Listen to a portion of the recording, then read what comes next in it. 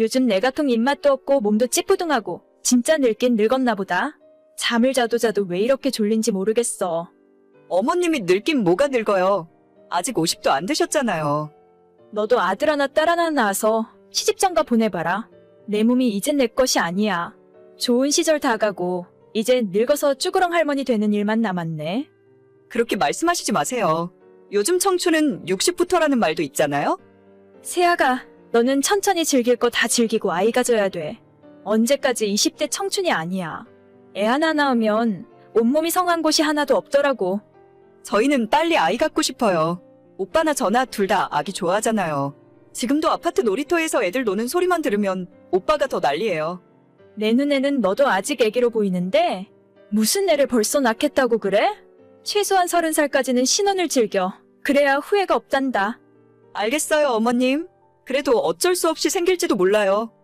정말 어디다 털어놓기도 부끄럽고 남사스러운 일이 생겨버려서 사연을 보내게 되었어요. 저는 작년에 결혼해서 1년이 조금 넘은 새댁입니다. 나이는 27이고 남편은 28이에요. 남들보다 조금 일찍 결혼해서 그런지 주변에서 속도 위반했냐는 소리도 많이 들었지만 그런 거 절대 아니고 그냥 남편이랑 너무 사랑하고 헤어지기 싫어서 결혼해버렸습니다. 시집살이 같은 것도 전혀 없고 시부모님들과 남편도 저한테 굉장히 잘해주고 있어요. 저희 부부는 둘 다 아이를 너무 좋아합니다. 결혼과 동시에 빨리 아이를 갖고 싶었지만 제가 다니는 회사의 사정이 있었기 때문에 작년에는 가질 수 없었어요. 마침 저희 시어머님도 작년 겨울에 다니던 직장을 그만두시고 집에 계시면서 저희가 손주를 낳으면 언제든지 봐주겠다 하시더라고요. 제가 어떤 직장에서 일을 하는지 정확하게 말하는 건 부담스럽지만 직장 내 대부분이 여성 직원이고 육아휴직을 쓰기가 너무 눈치 보여요. 이런 상황에서 어머님이 아이를 봐주신다고 하니 마음이 한결 놓이더라고요. 시어머님께서는 말씀은 천천히 손주를 가지라고 하시지만 누구보다도 아이를 좋아하십니다. 저희 남편을 20살 때 낳으셨기 때문에 아직 40대 나이시고 실제로 보면 더 젊어 보이세요. 어머님께서 직장을 그만두신 이유도 여러 가지가 있겠지만 저희가 애를 낳으면 전적으로 어머님께서 맡아보실 생각이라는 남편의 이야기도 전해 들었습니다. 그래서 올해는 남편과 열심히 노력을 했고 다행히도 얼마 전 결실이 생겼습니다. 테스트기에 선명한 두 줄이 뜨는 순간 남편과 저는 서로 부둥켜 안고 펄쩍펄쩍 뛸 정도로 좋아했고 이 기쁜 소식을 바로 시부모님께도 알려드렸어요. 어머님, 저 드디어 임신했어요. 정말이냐? 너가 정말 고생 많았다. 축하한다. 병원은 갔다 왔니? 내일 저 쉬는 날이라서 낮에 혼자 병원 다녀오려고요. 오빠는 출근해야 하는 날이래요. 그래, 그럼 나랑 같이 병원 가자. 원래 그런 곳은 혼자 가는 것보다 누구랑 같이 가는 게 좋지. 내가 축하하는 의미로 맛있는 것도 사줄 테니까 내일 같이 가. 어머님 시간 괜찮으세요? 집에서 놀기만 하는 내가 무슨 할 일이 있니? 내일 너네 집 앞으로 데리러 갈 테니까 시간 맞춰서 나와. 네, 감사해요. 어머님이 운전까지 해주셔서 같이 산부인과로 가서 검사를 받았고 뱃속에 제 아이는 아주 안정적으로 잘 크고 있다 하더라고요. 이제 임신 5주차 정도 됐으니까 조심하라는 말을 들으니 너무 신기하고 행복했습니다. 제 진찰이 다 끝나고 집으로 돌아가려고 하는데 시어머니께서 본인도 기왕 병원에 온 김에 진찰을 한번 받고 가야겠다 하셨어요. 아무래도 폐경이 오는 것 같은데 몸이 너무 안 좋아서 약이라도 하나 처방해달라면서 진찰을 받으러 들어가셨는데 항상 젊게만 보이던 어머님이 벌써 폐경기가 왔다니 마음이 좋지 않았습니다. 밖에 대기실에 앉아서 폐경에 좋은 음식이 뭐가 있는지 찾아보고 있었는데 아무리 시간이 지나도 어머님이 나오시질 않는 겁니다. 금방 끝나실 줄 알았는데 혹시라도 뭔가 잘못된 건 아닐까 불안한 생각이 머릿속에 들기 시작했어요. 그렇게 한참 후에 검진을 받고 나온 어머님의 표정은 뭔가 알 수 없더라고요. 기뻐하는 것 같기도 하고 얼떨떨해 보였습니다. 저를 보고 같이 진찰실로 들어가서 설명을 듣자고 하시길래 무슨 큰 병에라도 걸린 건가 불안함에 덜덜 떨었지만 다행히 안 좋은 이야기는 아니었어요. 오히려 뜻밖의 경사라서 더 당황스럽더라고요.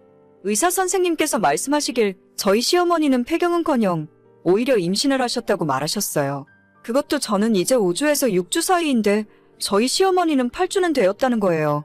정말 상상도 못한 이야기였고 어머님은 물론 저까지 표정 관리가 안 되고 어머님께 무슨 말을 해야 할지도 모르겠더라고요.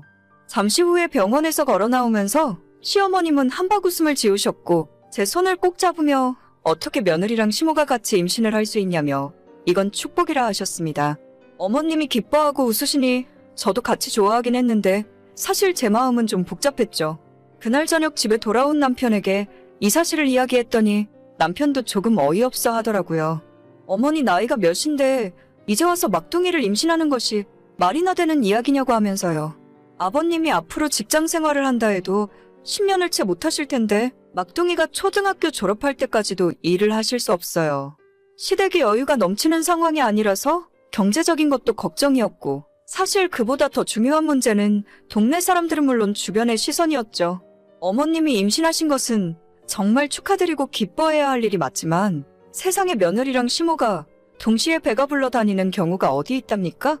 저와 남편은 머리가 복잡해졌고 마냥 축하만 할 수 없는 입장인 남편으로서는 늦둥이를 꼭 낳아야겠냐고 물었지만 어머님은 이미 낳을 거란 의지가 확고하시더라고요.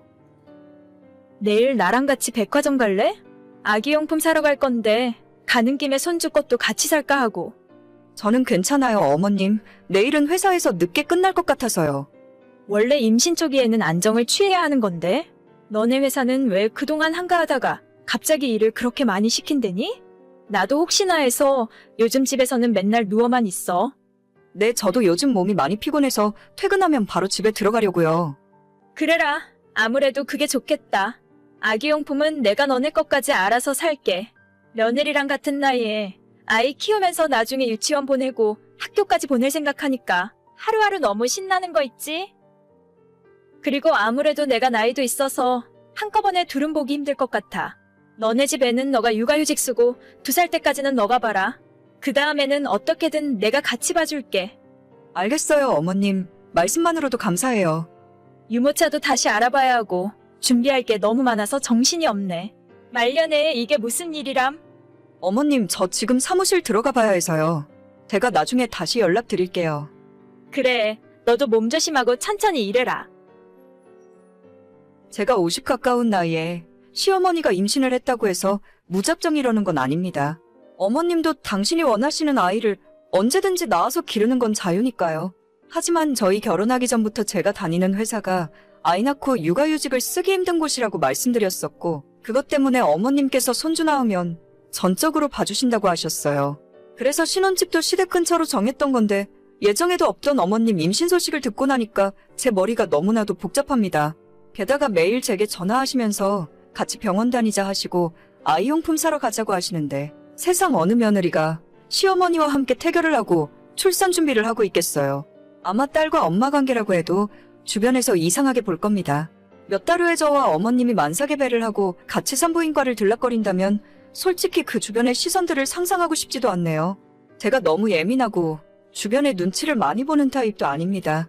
다들 말은 쉽게 하실지 몰라도 저 같은 상황을 직접 겪는다면 스트레스를 안 받을 수 없을걸요?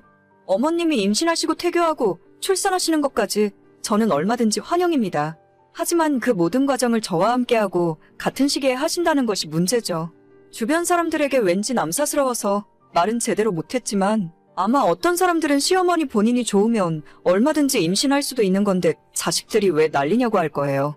하지만 그렇게 말하는 사람들 본인 일이라면 절대로 쿨하게 100% 기쁜 마음으로 받아들이지 못할걸요?